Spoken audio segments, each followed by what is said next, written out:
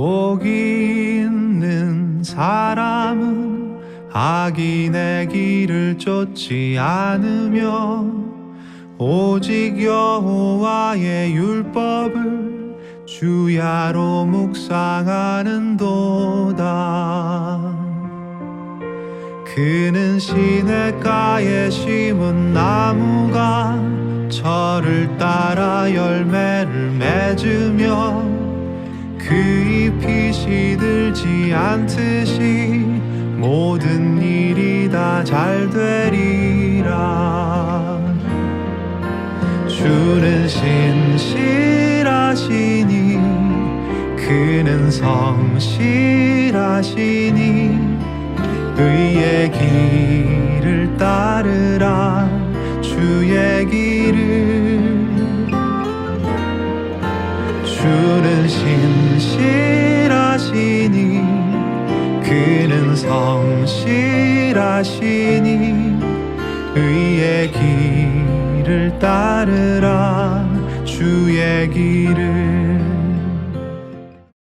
왜 50편이냐라고 했을 때 그것이 그냥 아삽의 시이기 때문이다, 그게 아니고 앞에 고라자손의 시와 다윗의 시를 잇는 그 가교 역할을 하는, 브릿지 역할을 하는 시편이 바로 50편이기 때문입니다. 아삽이라고 하는 사람을 제가 조금 설명을 할게요. 이 아삽이라고 하는 사람은 12지파 가운데에 레위 지파만 유일하게 재산을, 땅을 나눠주지 않았어요. 땅을 나눠주지 않으면서 이거는 레위 지파는 전국구야 그냥. 예, 그래서 하나님께서 도피성을 만들게 해서 거기서 레위 지파가 살게 하고 또 성막을 중심으로 해서 성전을 중심으로 해서 레위 지파가 성막의 일을 돕고 성전의 일을 돕고, 그래서 레위 지파 중에서도 둘로 나눠요. 그래서 한 지파는 한 어떤 가문은 제사장 가문이 이어지고요. 여러분들 잘 아는 아론의 가문들이죠. 그 제사장 가문으로 이어지고 또 하나의 가문들은 그냥 레위인으로서 성막을 일을 돕고 성막을 설치하고 성막을 운반하고 성막에 그러니까 잡일들을 다 하는 거예요. 그러한 분류로 레위 지파가 이렇게 나누어져 있는 것들을 볼 수가 있어요. 자, 오늘 이 50편은 아삽의 시인데 이 아삽은 누구냐라고 하면, 여러분들 그 야곱의 아들 중에 레위가 있는데 레위는 셋째예요. 그래서 루벤, 시므온, 레위, 그 다음에 유다 이렇게 되어 있거든요. 솔로몬의 성전에서 이제 솔로몬의 성전의 찬양 사역을 맡는 사람이 있는데 그 찬양 사역의 리더가 바로 누구냐 하면 여기 보면 헤만은 찬송하는 자라라고 되어 있어요. 이 헤만이 이 그왑 자손 중에 한 명으로서, 이 그왑은 누구냐면 레위의 아들입니다. 레위의 아들. 그래서 레위의 아들, 두 번째 아들, 레위가 게르손, 그왑, 그 다음에 무라리라고 되어 있는데 그왑의 자손 중에 이 헤만이라고 하는 사람이 있는데 이 헤만은 누구냐면 요엘의 아들이요, 요엘은 사무엘의 아들이야. 그러니까 이 헤만은요 사무엘, 그 유명한 선지자 사무엘의 이 손자예요, 손자. 그래서 우리가 왜 헤만이 리더냐라고 했을 때 이게 뭐 특별한 어떤 에비던스는 없지만 이 헤만이 왜 리더냐라고 했을 때 이 사무엘의 손자이기 때문에 조금 영향이 있었지 않았는가라는 추측을 하고 있습니다. 아무튼 헤만이 이 솔로몬의 성전을 완공하고 찬양 리더로서 헤만이 딱 그 중간의 자리에 딱 서게 되어 있었어요. 자, 헤만이 그렇게 되어 있고, 그 다음에 두 번째는 아삽, 오늘 50편을 쓴 아삽인데, 아삽은 레위의 첫째 아들 게르손의 후손이에요. 그래서 여기 보니까 아삽은 헤만의 오른쪽에서 직무를 행했다 그랬어요. 헤만이 찬양 인도자로서 딱 중앙에 섰다면 아삽이 헤만이, 그 다음에 아삽은 그 오른쪽에, 헤만의 오른쪽에서 서 있었던 사람이었다. 그럼 왼편은 누가 있었냐? 자, 여기 보면 왼편은 이 무라리 자손, 이 레위의 세 번째 아들인데 그 사손 중에 한 명인데 왼쪽에서 직무를 행했던 자가 에단이다. 자, 이걸 정리하면 이렇게 돼 있어요.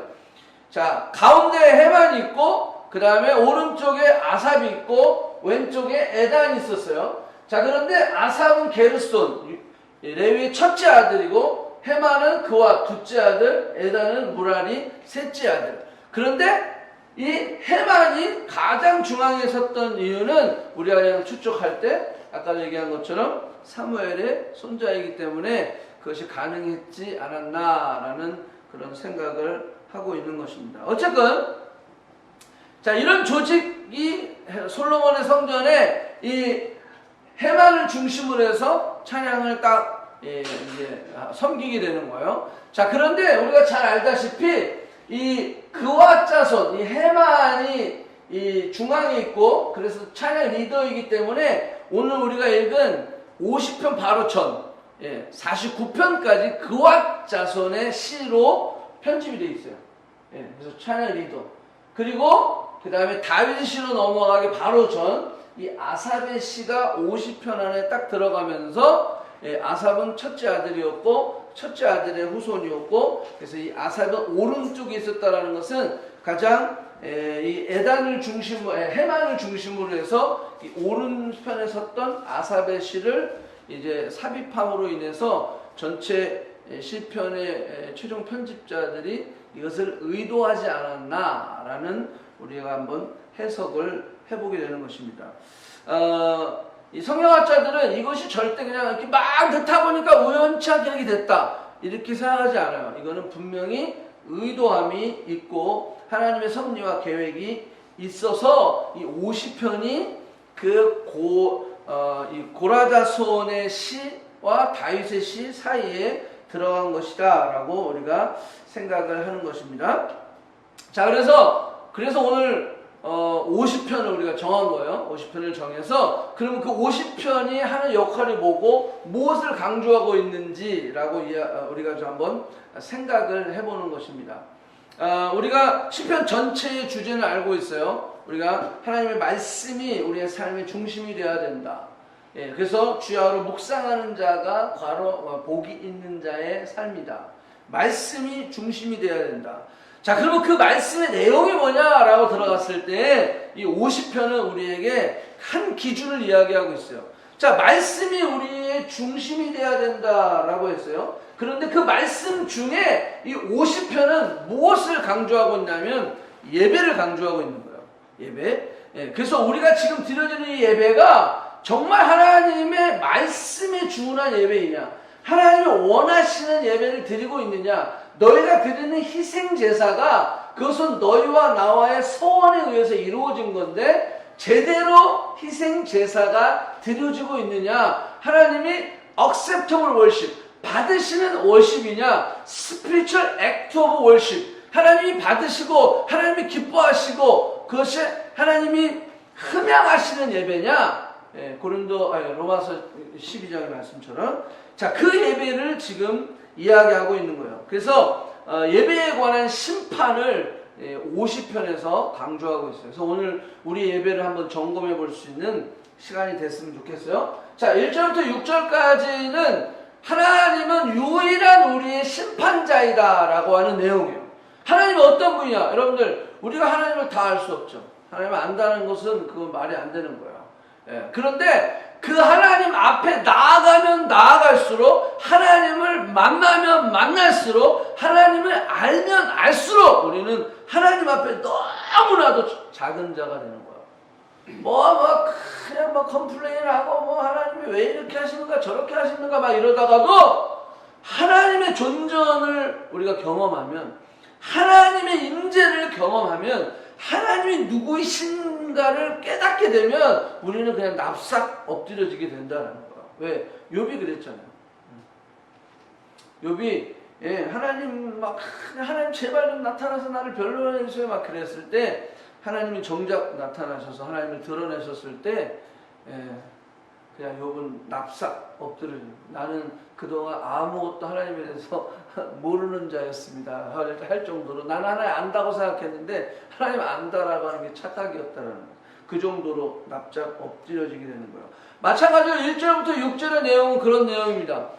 하나님이 어떤 분이시냐라는 거예요. 하나님은 유일한 우리의 재판관이시다라는 거예요. 자, 여기 보면 1절부터 이 말씀을 쭉 보면 하나님이 말씀하셨다. 그리고 해돋는 데서부터 세상을 부르셨다라고 이야기하고 있어요. 여기서 speaks라고 되어 있어요. speaks and sermonts라고 되어 있는데 이 sermonts라고 하는 단어가 굉장히 중요해요. 하나님이 말씀하셨어요. 세상을 말씀하셨어요. 그냥 하나님이 빛이 있으라 그랬으니까 하나님 그냥 God just speaks 했더니 그냥 막 빛이 있는 거예요. 그 정도로 하나님은 온 우주 만물을 창조하신 그런 올마이리가 그런 하나님이시다라는 거예요. 여기 sermonts라고 하는 것은 부르다라는 뜻이지만 사실 이 부르다라는 뜻보다는 recall이라는 뜻이 더 많아요. 소환하다라는 뜻이에요. 그냥 하나님이 말씀으로 창조하셨고 하나님 recall 하시면 그냥 소환하면 바로 오는 거예요. 그냥 무슨 변명이 필요 없는 거야. 소환장이 날라오면 어떻게 되죠? 끝나는 거예요. 여러분들 그 법이나 정치적인 그런 드라마 보면 어때요? 소환장이 딱 발부되면 아무리 무슨 뭐 재벌 이런 뭐 대통령을 몇 명씩 세웠던 사람이라 할지라도 소환장 날라오면 뭐예요? 바로 가는 거예요. 바로 가는 거예요. 자, 이게 summon스라고 하는 뜻이에요. 그러니까 speaks and summons라고 하는 것은 하나님이 그런 존재시다라는 거예요. 하나님이 그냥 recall하면 그냥 해 떠. 그러면 그냥 해가 뜨는 거야.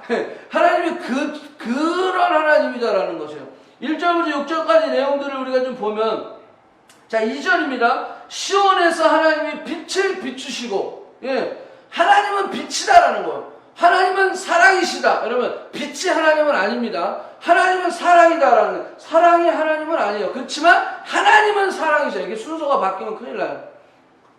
하나님은 빛이시라는 거예요. 세상은 태양을 숭배합니다. 태양을 섬겨요. 그렇지만 하나님은 태양을 만드신 분이에요.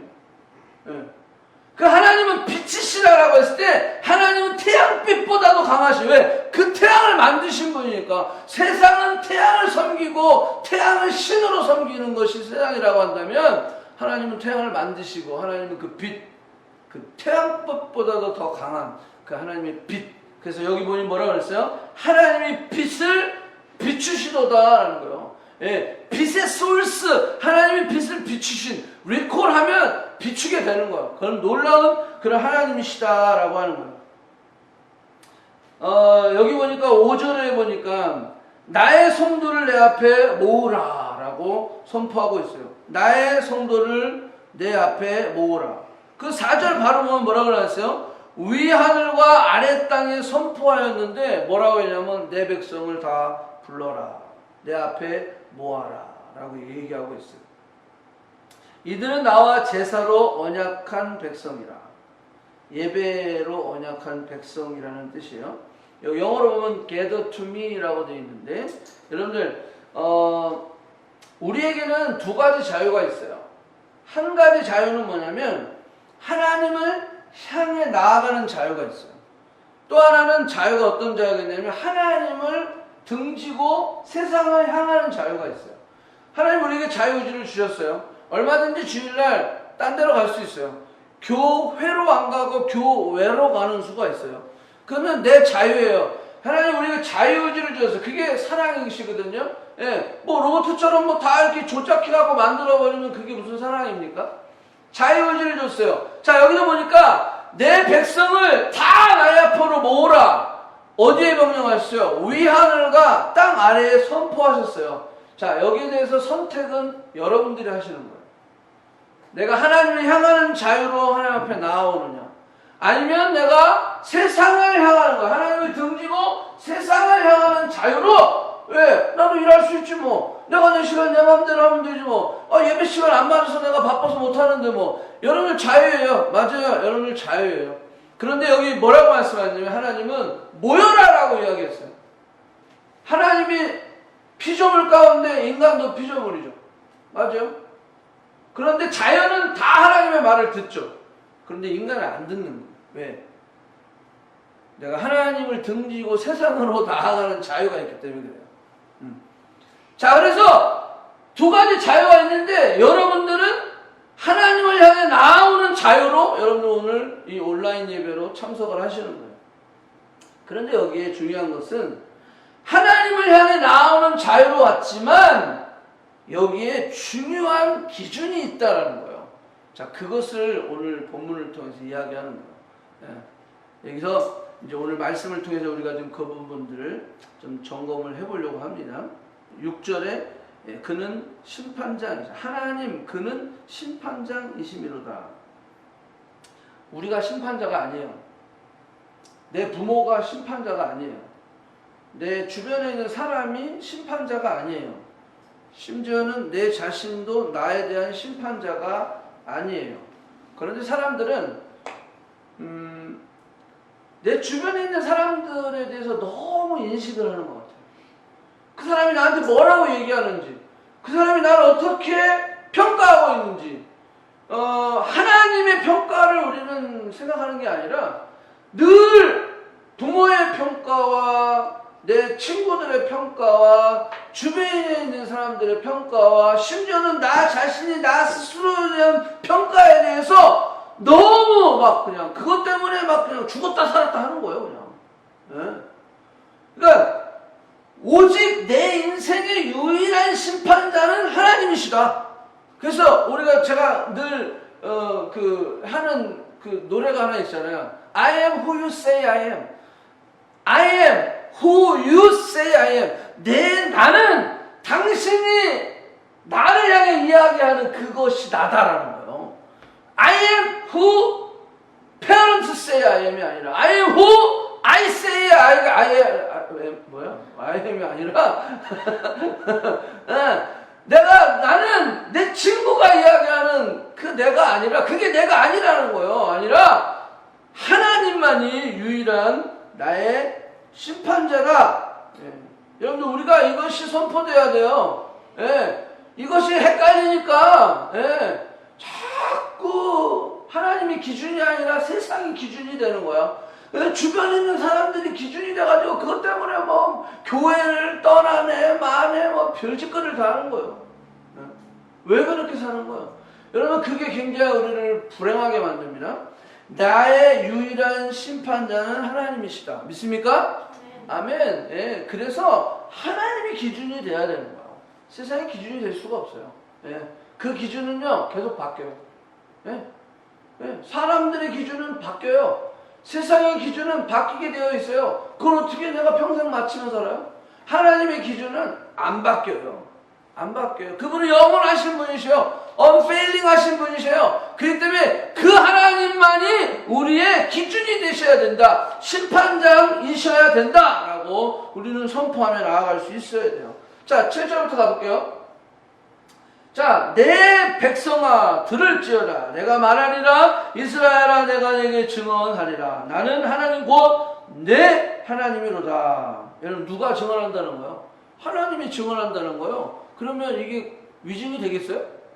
하나님이 증언하신다는데 하나님 뻥치시네 이게 돼요? 안 되잖아요. 왜? 하나님 우리의 중심을 다 아시는거든. 그런데 어떻게 하나님이 야 내가 증언할 거야. 잘 들어. 그거는 거짓말할 수가 없는 거예요. 하나님은 진짜 우리의 생각까지도 다 아시는 거예요. 우리의 머리털까지도 세신받으셨다 그랬거든요. 여러분들 머리털이 몇 개인지 아십니까? 그거 알면 그 이상한 거죠. 알면 이상한 거야. 네. 근데 하나님은 우리의 머리털을 다 세신받을 정도로 그 정도로 하나님은 우리를 다 아신다라는 거예요. 네. 그분이 뭐 한다는 거 내가 증언할 거야. 그건 뭐야?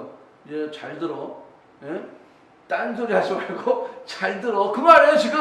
내가 증언할 거야. 너 잘 들어. 나는 누구냐? I am God. Your God 이라고 얘기하는 거예요. 여러분들 이거 한국말을 잘 해석해야지 잘못하면 이렇게 되는 거예요. 나는 내 하나님이라 그랬으니까 I am yours. 하나님 내 거네. 그러니까는 내 맘대로 할 거야. 내가 센터야. 내가 기준이야. 내가 법이야. 왜? Because you are mine. 여러분 이게 이렇게 되면 안 돼. 예, 왜냐면 성경 말씀에 뭐랬어요? 나는 하나님 곧 너의 하나님이라 그랬더니 your God 그랬더니 하나님이 그냥 내가 마음대로 해도 되는 하나님처럼 착각하고 살아가는 사람들이 있어요. 내 인생의 운전대를 하나님께 맡겨라 그랬더니 뭐라고 했어요? 하나님을 내 운전기사로 착각하는 인간들이 있다. 운전대는 맡겼는데 그게 하나님 내 운전기사요. 그러면 안 되는 거예요. 운전대를 맡겨라라는 것은 이 차의 주인이 누구라는 거예요? 하나님이시라는 거예요. 이제는 오너십이 바뀐 거예요. 기사로 임명하는 게 아니라 하나님을 오너십이 바뀐 거예요. 여러분들 그래서 우리는 착각하지 말아야 됩니다. 내가 하나님을 막 이렇게 좌지우지하는 거 아니에요. 하나님이 내 거라고 생각해서 그냥 너는 you are mine, 하나님 내 거니까 뭐 내 마음대로. 절대 그러면 안 돼요. 자, 그래서 우리가 하나님께 속한 자, I am God, your God이라는 뜻은 나는 하나님이고 내가 너의 하나님, your God이라는 것은 내가 너의 주인이라는 거야. 하나님이 내가 하나님을 볼 때 오케이 그러면 하나님 내 거네 이게 아니라 I am God, your God이라는 것은 나는 너의 소유주다라는 거예요. 나는 너의 하나님이라는 말은 너는 내 거다라는 거예요. 너의 생명이고 너의 기준이고 너의 전부가 바로 나다라고 하는 거예요. 이게 I am God, your God 이라는 뜻이에요. 하나님을 하나님으로 인정하는 삶, 그것은 축복의 삶입니다. 그것은 에덴 동산에서부터 시작된 이야기예요. 하나님을 하나님으로 인정하는 삶. 우리가 선악과를 따먹었을 때 그때 하나님을 하나님으로 인정하지 않게 된 거야. 내가 그 자리에 올라서게 된 거야. 내가 기준이 되기 시작한 거야. 내가 법이 되어지게 된 거다. 자, 이럴 때 불행은 찾아오게 되는 겁니다. 여러분들 여기 보니까 I am God, your God 이라고 했을 때 하나님 뭐라고 말씀하시는 거냐면 제발 나를 하나님으로 대해달라는 거예요. 너희들은 나를 알라딘의 지니처럼 대하고 있다라는 거예요. 뭐 부족하면 부르고 뭐 기적을 좀 행해주세요. 뭘 주세요. 그러면 뭐 기적을 행해주면 또 뭐 배부르고 등 따시면 싹 잃어버리고 세상을 향하는 자유로 나아가는 거예요. 그러나 고난이 오면 또 하나님을 향한 자유로 들어오는 거예요. 이거를 아주 밥 먹듯이 하는 거야. 밥 먹듯이 하는 거야. 그러니까 50편에서는 지금 너와 내가 언약을 맺었는데 그런데 그 언약을 맺었는데 어떤 언약이면 희생 제사에 대한 언약을 맺었는데 예배에 대한 언약을 맺었는데 이 제사와 예배가 하나님을 하나님으로 인정하는 행위가 없다라는 거예요. 지금 아면 그래서 하나님이 I am God, your God 이라고 말씀하시면서 그 밑을 설명하고 있는 거예요. 여러분 아이들을 키우다 보면요 우리 애들도 여기 4명이나 있지만 그 아이들이요 부모를 부모로 인정해 줄 때 그때 되게 기쁨이 있어요.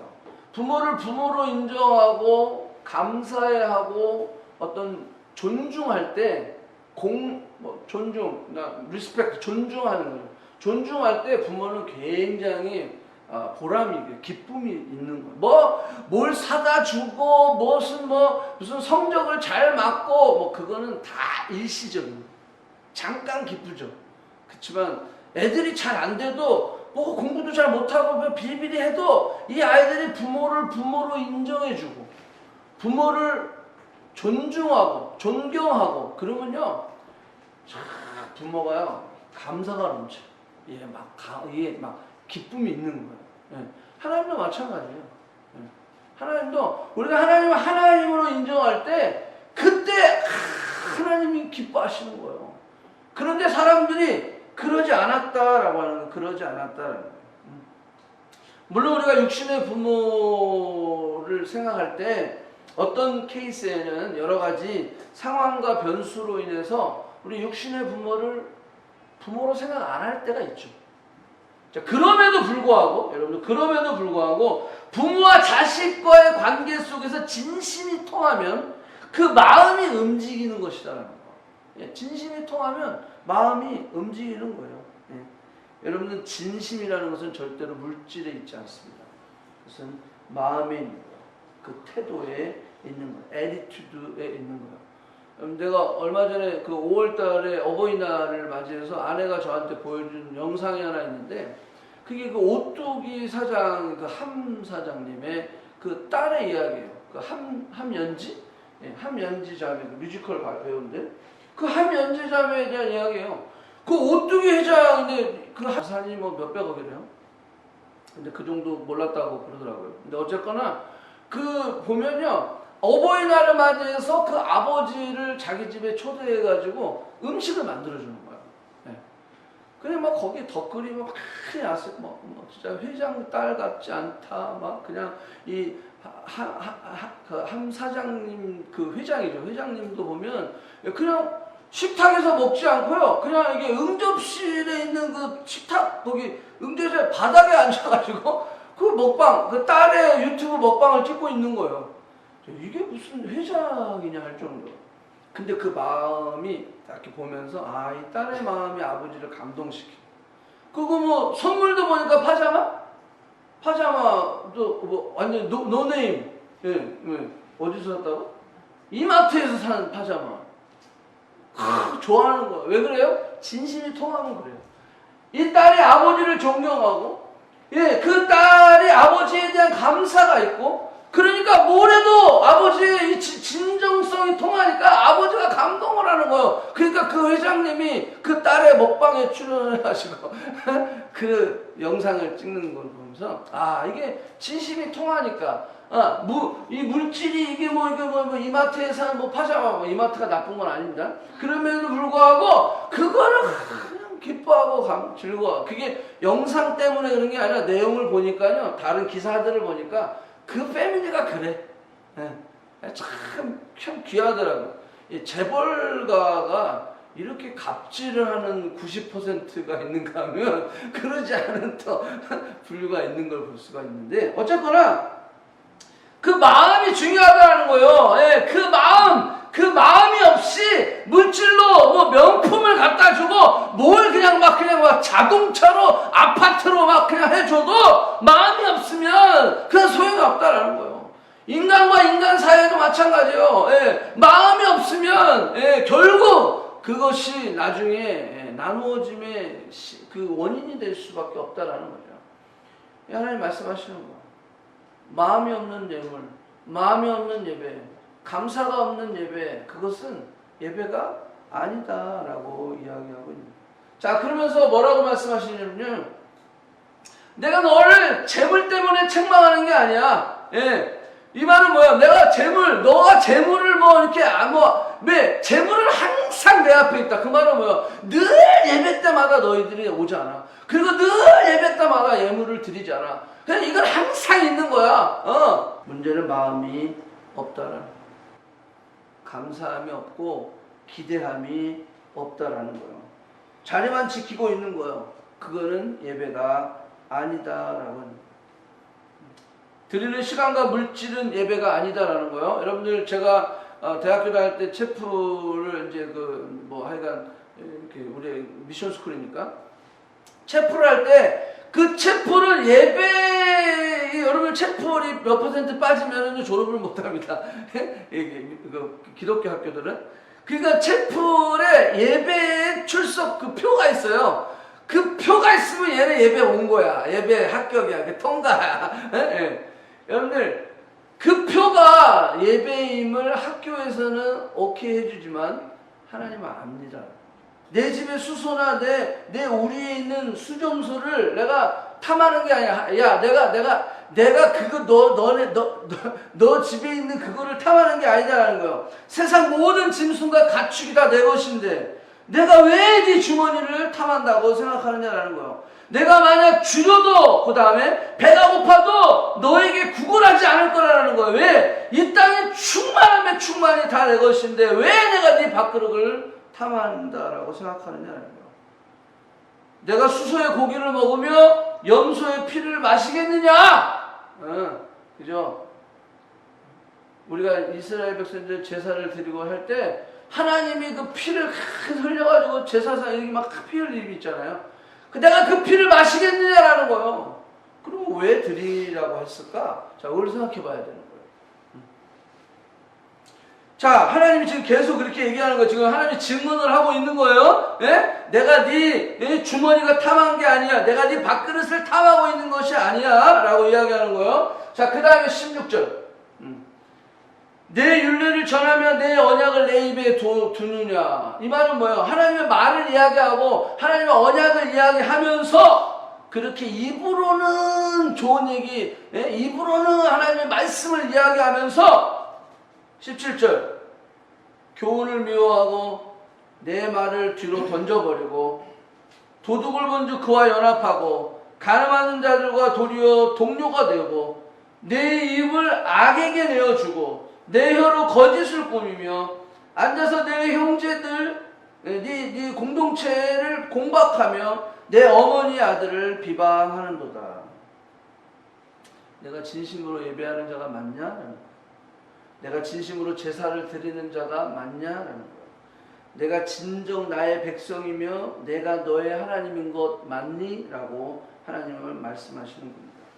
하나님이 가장 싫어하는 것이 뭐냐면요, 겉과 속이 다른 거예요. 이게 제일 싫어하죠. 말로만 율법을 전하고 율례를 전하고 말로만 하나님의 도를 전하고 말로만 우리가 뭐 축복과 뭐 이런 것들 좋은 것들을 이야기하면서 삶은 다른 거죠. 겉과 속이 다른 거죠. 자, 그래서 이사야서 29장 13절에 보니까 뭐라 그랬어요? 내 백성이 내 입으로는 나를 가까이하며 입술로는 나를 공경하나 그 마음은 내게서 멀다라고 하는 거예요. 그 마음이 멀어. 그러니까 왜? 하나님은 너의 모든 중심을 다 아시고 생각을 다 아니까 네가 지금 어떤 생각을 가지고 지금 제사를 드리고 있는지 예배를 드리고 있는지 다 안다는 거예요. 응? 마음은 내게 멀리 떠났다라는 거예요. 예수님도 이 말씀을 그대로 인용하셔서 마태복음 15장에서 이런 얘기를 하셨어요. 1절 그때 바리새인과 서기관들이 예루살렘으로부터 예수께 나와 이르되 당신의 제자들이 어찌하여 장로의 전통을 범하나이까? 떡을 먹을 때 손을 씻지 아니하나이까? 3절 대답하여 이르시되 너희가 어찌하여 너희 전통으로 하나님의 계명을 범하느냐? 자, 뭐가 중요하다는 거예요? 전통이 중요하냐? 하나님의 말씀이 중요하냐? 그거요? 말씀이 중요하죠. 근데 장로의 전통이 뭐였어요? 그 밑에 내려오니까 부모를 공경하라 그랬어요. 4절에 그랬더니 내 아버지나 어머니를 비방하는 자는 반드시 죽임을 당하리라. 이게 말씀이에요. 근데 이 전통이 뭐냐 하면 5절이 전통이에요. 뭐냐 하면 누구든지 아버지에게나 어머니에게 말하기를 내가 드려 유익하게 할 것이 하나님께 드림이 되었다. 이 말은 뭐냐면 고르반 했다라는 건데요. 이게 뭐냐면요, 내가 부모를 공경해야 되는데 부모님 죄송해요, 내가 이미 하나님 앞에 벌써 물질로 드렸네요. 그러니까 나는 공경 안 해도 돼요. 이렇게 얘기하는 거야. 그러니까 예수님이 이걸 지적을 하는 거예요. 내가 하나님 앞에 드리면서 고르반 하니까 그러면 내가 이게 드렸으니까 하나님 앞에 내가 부모를 공경할 의무가 없어졌다라는 거. 이게 장로의 전통이었어요. 이게 하여간 예수님이 그걸 지적하시면서 그 7절에 이렇게 얘기하는 거예요. 외식하는 자들아 이사야에 관하여 잘 예언되었도다. 내 백성이 입술로는 나를 공경하되 마음으로는 내게서 멀더라. 이게 뭐예요? 형식적인 거죠. 형식적인. 부모 공경하기 싫으니까 그냥 이렇게 하나님 앞에 드렸다라는 것으로 이것을 퉁치려고 하는 거죠. 그러니까 마음이 없는 거예요. 부모 공경의 마음도 없고 또 이런 어떤 제도적인 것을 통해서 자신이 싹싹 피해가는 거죠. 그죠? 자신의 유익만 추구하는 것이요. 자신의 어떤 실속만 차리는 거죠. 그러니까 너희들은요, 입술로만 공경하되 마음은 없다라는 거예요. 그래서 9절에 뭐라 했어요? 나를 헛되이 경배하는도다. 무리에게 불러 이르시되 듣고 깨달으라. 자, 그러면서 다시 50편으로 돌아와서 도둑을 본즉 그와 연합하고 이 말씀을 이제 하나님 하는 거예요. 얘들은 막 희생 제물을 드리고 왜? 항상 그 제물이 내 앞에 있었다라고 하나님 말씀하고 있거든요. 저들이 그것을 열심히 하고 있어요. 그런데 너희들의 정작 삶으로 가보면 이러고 있다라고 하는 거예요. 도둑을 잡아야 되는데 도둑이랑 함께 같이 죄를 짓고 있는 거예요. 우리가 이 말씀을 이렇게 보면 여러분들, 자, 이런 속마음, 너희들의 삶에, 너희들의 진정한 예배가 성공을 하면 삶도 변화가 돼야 되는데, 그런데 진정으로 예배가 성공이 안 되니까, 하나님을 만나지 못하니까, 니들의 삶이 그냥 입술로만 공경한다 하고, 세상적으로 삶의 모습은 다 이렇게 개판이 됐다는 거예요. 자, 그러면서 뭐라고 얘기하고 있냐면, 이거예요. 내가 너희들이 이렇게 해도 그동안 참았어. 내가 다 참았어. 봐줬어. 용서해줬어. 그게 아니라 여러분들 기다렸다는 거야, 하나님은. 너희들이 돌아오기를 기다렸다는 거예요. 하나님은 노하기를 더디하시고, 그죠? 예, 그냥 더디하신 거예요. 그런데 더디하셨다라고 하는 것이 우리가 착각을 한 거지. 하나님이 그거 다 그냥 묵인하시네. 이거 괜찮나 봐. 이렇게 착각하고 있다라는 거예요. 그래서 내가 너의 속을 다 알고 있어. 그렇기 때문에 이제는 내가 책망하겠다는 거예요. 너의 죄를 내 눈앞에 낱낱이 드러나게 하겠다라고 해요. 뭐를 통해서? 심판을 통해서. 그러니까 오늘 시편 50편은요, 우리의 죄를 낱낱이 하나님이 드러내게 해주시는 거예요. 내가 그동안 예배를 어떻게 드리고 있었는지, 내가 그동안 우리 크리스찬의 삶으로서 어떻게 살고 있었는지를 점검하게 해주는 시가 바로 이 시편 50편이다라고 하는 거예요. 여러분들, 우리의 마음의 중심에 뭔가 생각이 드러나는 것, 이거 사람들이 굉장히 두려워하는 거예요. 그죠? 우리가 만약에 여러분들, 우리가 지금도 우리의 생각이 만약에 다 드러났다, 그러면 괜찮습니까? 괜찮습니까? 예. 저는 진짜 안 괜찮을 것 같아요. 안 괜찮아요. 예? 우리의 생각이 다 드러나는 거예요. 그죠? 말은 안 하지만 속으로 막 이렇게 안 좋은 소리를 막 하잖아요. 너는 지져라. 나는 안 듣겠다. 아니면 또 여러분들 남자 여자 관계에 있어서도, 그죠? 데이트하고 이렇게 교제하면서 딴 생각을 막 품고 있고 막 생각. 이걸 만약에 다 그냥 이게 막 머릿속에 찍혀서 나온다면 그 교제를 못 하겠죠. 교제를 못 하겠죠? 우리가 교제하다 보면, 살다 보면 그런 마음이 있잖아요. 내가 저런 걸 골랐지? 막 이런 생각, 왜 내가 저런 걸 만났지? 막 이런 생각을 막 한단 말이에요. 그런 것들이 다 드러난다면 아마 살 사람이 없을 거예요. 이혼율 100%가 될지도 몰라. 그런데 여기 보니까 우리 영적으로 하나님이 그거를 드러내시겠다라는 거예요. 얼마나 그게 두려워. 그런데 하나님의 드러내심은 내가 너희와 같이 생각하느냐? 세상에 드러나면 뭐죠? 깨지고 부수지고 박살나는 거죠. 다 드러나보세요. 다 박살나는 거예요. 왜? 그들의 중심, 진심이 나오니까 뭐 잘해보자고 하는 그런 적의 속마음은 또 다르네? 그러면서 다 나오니까 세상은 그러지만 하나님의 영적인 드러남은 뭐 하기 위해요? 우리를 다시 회복시키기 위해. 우리와 하나님과의 관계를 회복시키기 위하며, 우리를 더 축복하기 위하며, 우리를 더 하나님이 세우시기 위하며, 우리를 더 하나님이 견고케 하시기 위함이다라고 하는 거예요. 아멘? 제가 중고등학교 때 공부는 열심히 하진 않았어요. 하진 않았는데 우리 그 노는 사람들이 좀 그 두려워하는 게 하나 있어요. 그건 성적도 아니고 그냥 뭐 맞으면 돼요, 그냥. 근데 뭐였냐면요, 가끔 이 선생님들이 교무회의를 마치고 들어오면 갑자기 동작 그만! 그 다음에 가방을 다 올려놓으란 말이에요, 책상에. 이게 가방 검사하는 거거든요. 자, 그러면 대박 나는 거예요. 그때 이 담배 하여간 특별히 그때는 뭐가 많이 있냐면 이 잡지 같은 거, 이상한 잡지들. 그게 가방에 있는 거예요, 가방에. 그러면 그날은 작살 나는 거죠. 그 딱 드러나는 거. 가방에 이 숨겨져 있던 것이 딱 드러났을 때 다 뺏기는 거면 라이터, 담배, 그 잡지, 심지어 어떤 놈들은요 가발도 갖고 다니는 거예요. 가발을 갖고 다녀요. 왜? 우리는 그때 다 뭐 하여간 진짜 교복 입었을 때니까 그 안에 사복도 갖고 다녀요. 밖에 나가면 교복 갈아입고 사복으로 입는 거죠. 예? 예.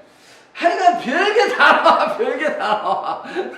예, 다 들키는 거예요, 다 들키는 거예요. 그러면 뭐, 매 맞고 벌 쏘고 하는 것도 당연한 거고, 반드시 청소가 따르는데 그 청소는 화장실 청소를 꼭 해야 되는 거죠. 예. 사람들이 이렇게 숨겨져 있는 것들이 드러나는 것을 원치 않습니다. 하지만 하나님께서는 이것이 드러나지 않으면 너희는 계속해서 세상을 향하는 자유, 그 세상을 향하는 자유로 인해서 어떻게 된다는 거예요? 우리가 결국 심판을 받고 멸망할 수밖에 없게 된다는 거예요. 드러나고 싶지 않지만 드러나게 하시는 이유는 우리로 하여금 하나님을 향한 진정한 자유, 하나님을 향한 이 자유가 진정으로 우리 안에서 축복으로 바뀌게 하시기 위해서 하나님은 이것을 다 드러내시겠다라고 말씀하고 있는 거예요. 22절에 하나님을 잊어버린 너희요. 그 말은 뭐예요? 너희가 하나님을 진짜 안다면 그렇게 하지 않는다라는 거예요. 너희가 하나님을 잊어버렸기 때문에, 즉 다시 말해서 하나님을 잊어버린 너희여라는 뜻은 뭐냐면요, 안 믿는 사람 얘기하는 게 아니에요. 믿는 사람 얘기하는 거야. 믿는 사람이 그렇게 겉과 속이 다르게 행동하는 그 모습은 하나님을 잊었기 때문에 그렇다는 거예요.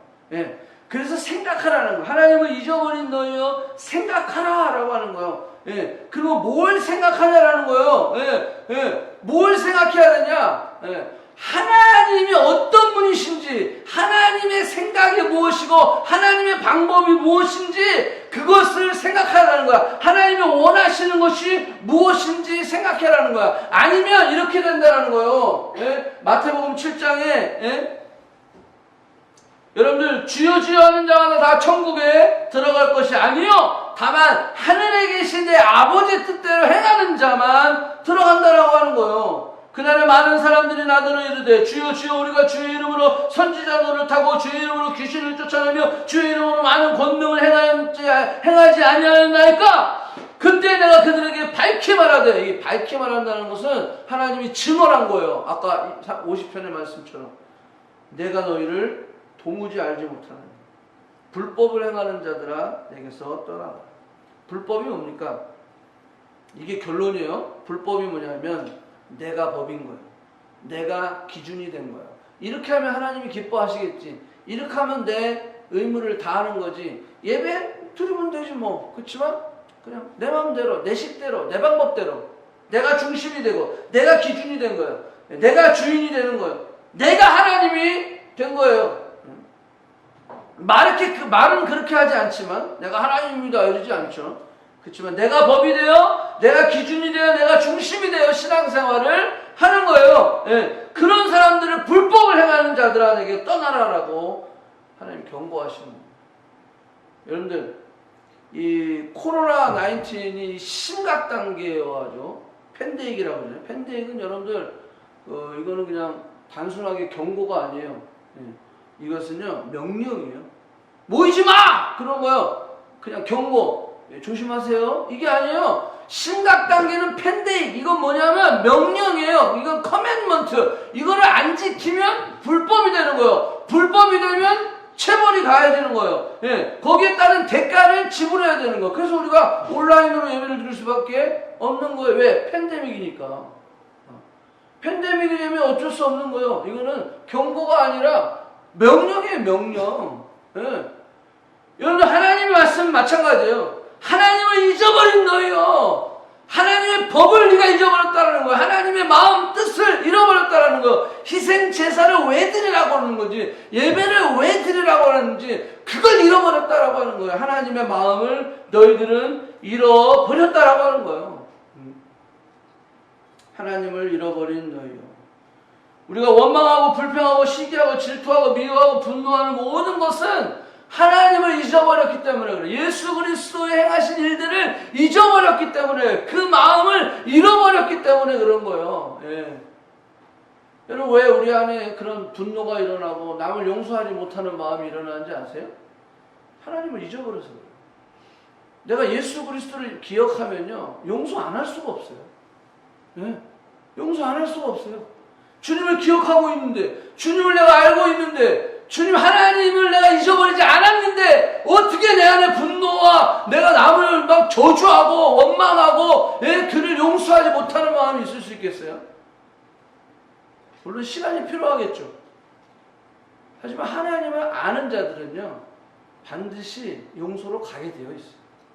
감사로 가게 되어 있어요. 왜? 여러분들 마태복음 18장에 뭐라고 얘기했어요? 1만 달란트 탕감받은 자하고 100데나리온, 그 비유가 나오잖아요. 내가 1만 달란트를 탕감받고 100데나리온 빚진 사람을 멱살 잡고 막 죽은 애 사내 하면서 감옥에 집어넣는 거예요. 결국은 뭐죠? 주인이 그 얘기를 듣고 1만 달란트 탕감받은 자가 오라고 그래가지고요, 야단을 치는 거예요. 옥에 가둬버리고. 우리가 그런 거예요. 왜? 하나님을 잊어버려서. 내게 주신 그 은혜를 잊어버려서 우리는 그렇게 행동하는 것이다라는 거예요. 자, 제가 말씀을 좀 정리하면서 한 분의 책을 좀 소개를 할게요. 이 유정옥 사모님이 쓰신 이 왼쪽에 있는 거, 울고 있는 사람과 함께 울 수 있어서 행복하다는 게 먼저 나온 책이고요. 이거는 말하지 않아도 들리는 소리는 나중에 최근에 나온 책인데요. 이 책의 내용을 제가 한번, 소중한 사람들이라는 출판사에서 나온 책이에요. 내용을 좀 한번 읽어드릴게요. 묵직한 우편물 한 통을 받았다. 7장이나 쓴 편지다. 처음부터 끝까지 이 사모님, 이 유정옥 사모님이 이제 그 노숙자 사역을 하시는데, 처음부터 끝까지 나를 난도질하는 글이 쓰여 있었다. 글이나 말이 비수라더니 나는 그 글에 온몸이 찔려 피를 흘리다 쓰러질 것 같았다. 그 글들은 한마디로 너는 노숙인들을 빙자하여 내 배를 배불리는 나쁜 도둑년이라는 것이었다. 편지를 다 읽어갈 무렵 내 손은 나도 모르게 부들부들 떨고 있었다. 그것은 나의 피를 거꾸로 솟아오르게 하는 능욕이었다. 나는 그 자리에 한치의 움직임이 없이 앉아서 하나하나 반론을 적어 내려갔다.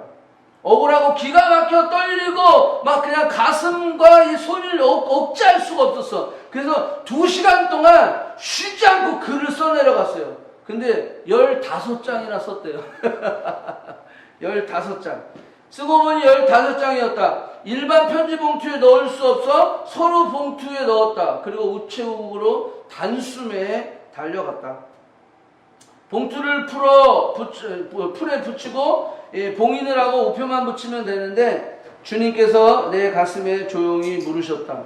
딸아, 그렇게 할 말이 많더냐? 두툼한 봉투를 내려다보고 서 있는 나에게 또 말씀하셨다. 나는 을 당하며 괴로울 때도 입을 열지 아니하였다. 마치 도수장으로 끌려가는 어린 양과 같이 털 깎는 자 앞에 잠잠한 양같이 입을 열지 아니하였다. 나는 그 자리에 서서 말없이 오열했다. 그리고 그에게 썼던 15장의 편지를 찢어 쓰레기통에 넣었다. 그러므로 내가 그리스도를 위하여 약한 것들과 능욕과 궁핍과 박해와 곤고를 기뻐하노니 이는 내가 약할 그때의 강함이라. 나는 바울이 겪었던 궁핍도 박해도 곤고도 다 겪을 수 있다고 자신해왔다. 그런데 그 가운데 박혀 있었던 능욕이라는 것 앞에 감당할 수 없이 폭발하는 내 분노를 본 것이다. 내가 가장 자부했던 것이 여지없이 무너져 내릴 때도, 변명할 말이 수백 장에 달할 정도로 많았을 때도 그 능욕을 참아내는 정도가 아니라 그 능욕을 기뻐해야 한다는 것이다. 그렇게 나는 능욕이라고 하는 몸살을 앓고 있었다. 보름쯤 지났을 때 그 편지를 쓴 그 여자에게 전화가 왔대요. 사모님, 제가 사모님에게 죽을 죄를 지었어요. 그는 울먹이느라 제대로 말을 잇지 못했다. 그는 지금 나의 가장 신실한 동역자로 내 곁에 와 있다. 멋있죠? 네. 우리가 신앙생활 하다 보면 그럴 수 있어요. 능욕이라고 하는 단어의 사모님은 오열할 수밖에 없었다. 자신의 현재 나는 다 참을 수 있었다는 거예요. 예, 다른 것들은 그렇지만 곤욕과 괴로움과 뭐 이런 것, 고난, 뭐 가난 다 참을 수 있었다. 근데 그 능욕이라는 것이 그 사모님에게 굉장히 아주 비수같이 꽂혔던 거죠. 근데 결국은 주님이 그렇게 말씀하시고 네가 그렇게 할 말이 많더냐? 15장이나 그 반박하는 그 편지를 썼으니까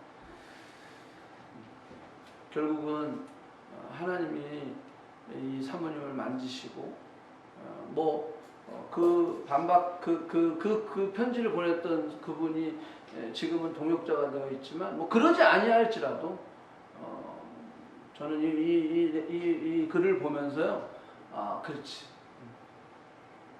우리가 정말로 하나님을 안다면, 하나님을 진정으로 기억한다면, 내가 예수 그리스도의 그 죽으심과 부활하심, 나를 위해서 이 땅에 오셔서 고난당하심을 내가 기억한다면, 나는 감사할 수 있을 거야. 나는 그 고난 가운데 어떤 환경 가운데서도 기뻐할 수 있을 거야. 라고 고백할 수 있는 거죠. 자, 50편의 결론이 2절이 나와 있어요. 자, 이 말씀인데, 자, 요걸 읽고 마치도록 하겠습니다. 감사로 하나님께 제사를 드리며 지존하신 이에게 내 소원을 갚으며 환난 날에 나를 부르라. 내가 너를 건지리니 내가 나를 영화롭게 하리로다. 23절 감사로 제사를 드리는 자가 나를 영화롭게 하리니 그 행위를 옳게 하는 자에게 내가 하나님의 구원을 보이리라. 하나님이 여러분들에게 원하시는 것은 딱 한 가지예요. 마음을 드리라는, 진심을 다하라는, 하나님 앞에 나아올 때 감사로 그 제사를 드려야 된다라고 하는 거예요. 여러분들 여기 보면 소원을 갚으라는 거예요. 무슨 소원입니까? 목사님 나는 소원한 적이 없어요. 그렇죠. 근데 여러분들 우리가 예수 그리스도를 주로 내가 고백하고 예수 그리스도를 Lord and Savior로 영접했을 때 소원한 겁니다. 이제는 내가 나의 주인이 아니라 주님이 나의 주인이십니다 라고 고백하는 거예요. 주님을 내가 영접했을 때 영접하는 자고 그 이름을 믿는 자들이 하나님의 자녀가 되는 권세를 주셨는데 그 영접했다라고 하는 것은 이미 나를 내려놓고 주님이 나의 주인이 되기로 서원하신 거예요.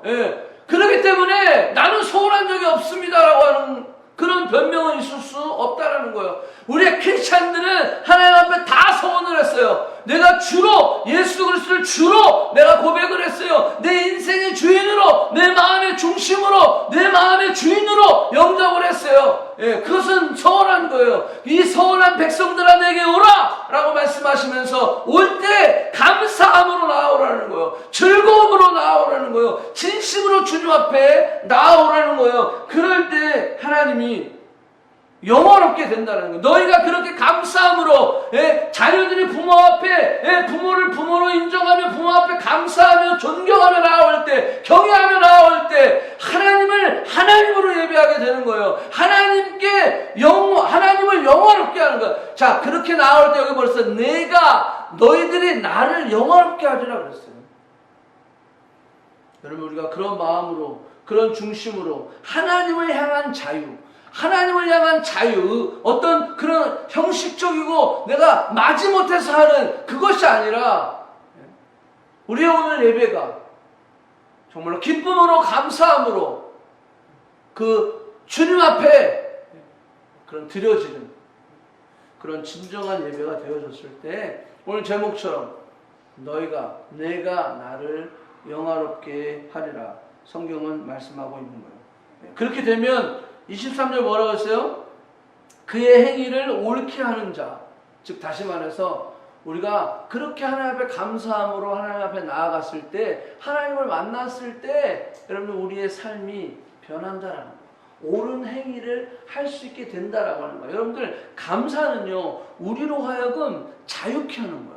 여러분들 감사하는 자는요 여러분들 우리가 그 육체적인 그런 질병이 있을 때 그럼에도 불구하고 주님 이만하니 감사합니다라고 했을 때 우리는 그 몸으로부터 자유할 수 있는 거예요. 여러분들 어떤 사람이 성공했을 때 야 저 배고프다 아니 배 아프다 그게 아니라 그 이웃의 성공을 축하해주고 격려하고 잘됐다 할 때 우리는 진정으로 물질로부터 자유할 수 있는 거예요. 여러분들 우리가 어떤 상황이 벌어져 고난이 있을 때 어려움이 있을 때 절망이 있을 때 그럼에도 불구하고 우리가 감사할 때 우리에게는 두려움으로부터 자유할 수 있는 것이다 라고 하는 거예요. 감사하지 않는 자는요 당연히 불평하고 불만하게 되어 있어요. 감사가 사라지면 불평하고 불만하게 되어 있어요. 여러분들 우리에게 감사가 어떤 사람이에요? 목사님 나는 감사할 게 별로 없어요. 아니요 왜 없어요? 여러분들 우리가 이 코로나가 왜 있는지 아세요? 이 코로나의 상황을 하면서 여러분들 주일날 교회 나와서 예배드리는 것이 그것이 우리의 일상이 얼마나 축복이고 감사이고 기적임을 우리가 경험하고 있잖아요 지금. 예? 같이 만나서 예배드리고 싶은데 인원이 안 돼서 못 온대. 집에서 예배드리래. 얼마나 속상해. 얼마나 안타까워요. 여러분들 내가 예배드리고 있는 그 자체가 감사한 거예요. 여러분들 매일 내가 호흡을 하고 내가 매일 호흡을 하고 그리고 잠을 자고 이것이 감사하고 기적한 거예요. 기적인 거예요. 예? 여러분 코로나를 통해서 우리는 감사를 경험하게 되는 거예요. 코로나를 통해서 얼마나 우리가 이 일상과 평범함이 기적이었는지를 경험하게 되는 거예요. 그러면서 코로나가 끝나고 나면요 우리는 늘 정말 우리 안에 늘 감사할 수 있는 그 힘이 되는 거예요. 그래서 우리가 감사하는 거예요. 우리가 감사는 정말로 우리에게 자유케 하는 거예요. 감사는 우리로 하여금 감사함으로 그 문에 들어가고 시편 100편의 말씀처럼 감사함으로 그 문에 들어갈 수 있는 거예요. 그 궁정에 들어가서 하나님을 만날 수 있는 거예요. 감사함으로 드리라고 했으니까 여러분 감사는 바로 거기에 있는 거예요. 감사할 때 두려움이 나아갑니다. 감사할 때 진정한 자유가 있습니다. 감사할 때 예배가 회복될 수 있는 것이다 라고 하는 거예요. 여러분 그래서 감사가 그치지 않기 원합니다. 그래서 바울이 우리에게 그거 고백하는 항상 기뻐하라 쉬지 말고 기도하라 범사에 감사하라 이는 그리스도 예수 안에서 너희를 향하신 하나님의 뜻이니라. 아멘. 여러분 우리가 이렇게 예배할 수 있는 저 여러분이 되기를 축복합니다. 우리 한번 기도하겠습니다.